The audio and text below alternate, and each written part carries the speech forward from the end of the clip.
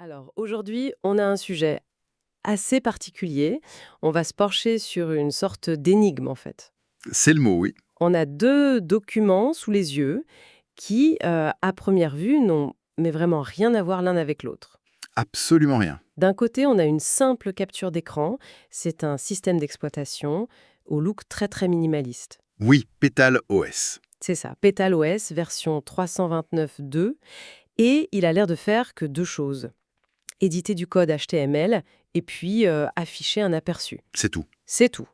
Et de l'autre, on a un document qui est tout l'inverse. Le jour et la nuit. Un texte long, dense, intitulé mission.md. Et là, c'est une offre de recrutement pour une organisation secrète, Agis, et le ton est... Spectaculaire, je crois qu'il n'y a pas d'autre mot. Voilà. Du coup, notre exploration aujourd'hui, c'est d'essayer de comprendre ce qu'est cette organisation et surtout quel peut bien être le lien entre ce texte un peu grandiloquent et cette interface si sobre. C'est un contraste qui est saisissant, et c'est probablement la première clé. Le document d'Agis, c'est un cas d'école en communication ultra ciblé. Ah oui, On n'est par pas exemple. du tout face à une fiche de poste classique. C'est un appel, une vocation. Le langage, c'est un cocktail entre un film d'espionnage et le manifeste d'une start-up qui veut changer le monde. D'accord. On va décortiquer ça, mais il faut garder en tête cette image de PétaleOS. Parce que je pense que sa simplicité, c'est pas un détail, c'est peut-être l'indice le plus important. D'accord. Alors, plongeons dans ce fameux texte. La première phrase met tout de suite dans l'ambiance. C'est Ah oui, on ne cherche pas des employés, on cherche des légendes. voilà, directement. Ça pose le décor. Ça pose le décor et ça filtre déjà. Complètement. L'organisation, elle se définit par ce qu'elle n'est pas. Pas de réunions interminables, pas de tableau Excel. Les points hebdo, tout ce que les gens détestent dans le monde de l'entreprise en fait. Exactement. Aegis, ce n'est pas une entreprise, nous dit le texte, c'est une mission. Et le choix des mots est chirurgical. Opérer dans l'ombre, architecte du futur. Des fantômes qui changent le cours de l'histoire. C'est presque de la poésie. C'est une stratégie de rejet, c'est ça qui est fascinant. Ce texte est conçu pour que 99% des gens qui le lisent le rejettent. Ils le voient comme une fantaisie, un truc arrogant ou un canular. Attends, c'est contre-intuitif. D'habitude, une annonce cherche à attirer le plus de monde possible. Exactement. Et là, c'est l'inverse. Ils ne veulent pas 1 millier de CV. Non. Ils veulent que 3 personnes dans le monde lisent ce texte et se disent « Enfin, ils m'ont trouvé ».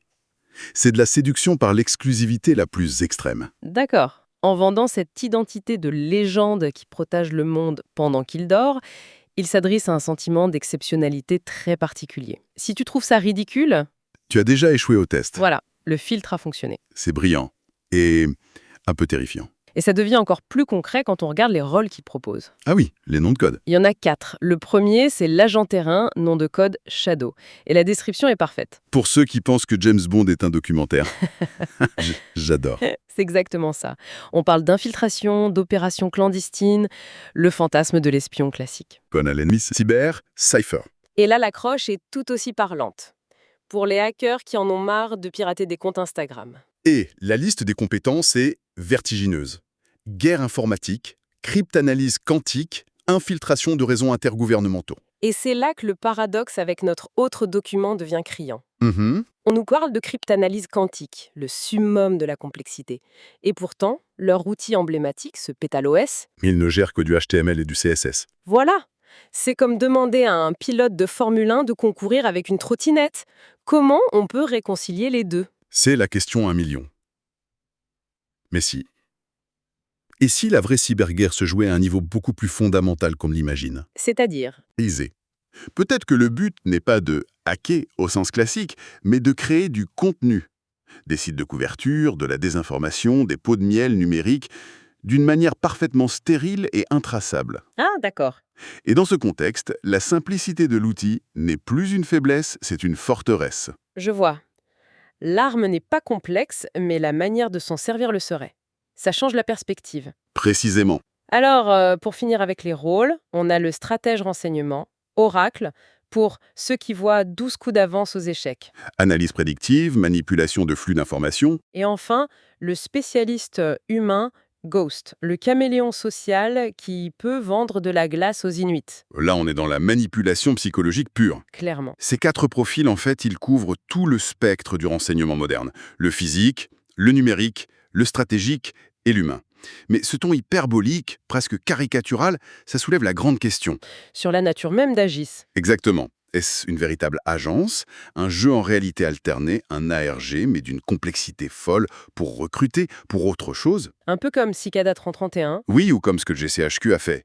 Ou alors, est-ce une entité qui se situe volontairement dans ce flou entre le jeu et le réel, utilisant les mécaniques du jeu pour des opérations bien réelles? Tout ça est très alléchant, mais il y a un coût. Et le document est très clair là-dessus. Ah oui, le contrat. Il est présenté en 2 colonnes.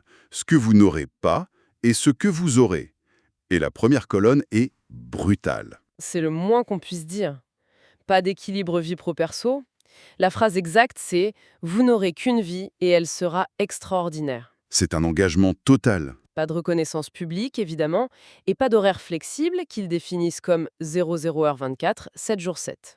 On te demande pas ton temps, on te demande ta vie. C'est le pacte faustien classique des corps d'élite. Tu abandonnes ton identité, ton autonomie, en échange de l'appartenance à un groupe qui accomplit des choses hors du commun. Tu sacrifies le moi pour le nous. C'est ça. Et la colonne des oui est là pour justifier ce sacrifice, bien sûr. Effectivement, ils promettent des défis jugés impossibles, une équipe d'élite. Composé des 0,001% qui vous comprennent enfin. C'est fort, ça. Un impact réel sur les événements mondiaux, une protection totale. Et puis, il y a la rémunération. Ah, la rémunération. Exceptionnelle allant de 0 à 7 chiffres. Ce zéro, il est incroyable. Il est crucial.